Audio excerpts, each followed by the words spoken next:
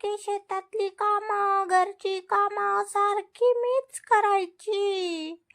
आणि तिकडं दिप्या आणि श्यामी काय काय मजा करायला लागलेत आणि मी म्हणजे नुसतं काम करतोय.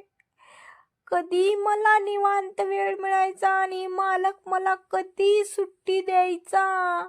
खडूस मालक आहे माझा, सारखे वजे व्हायला लावतो मला.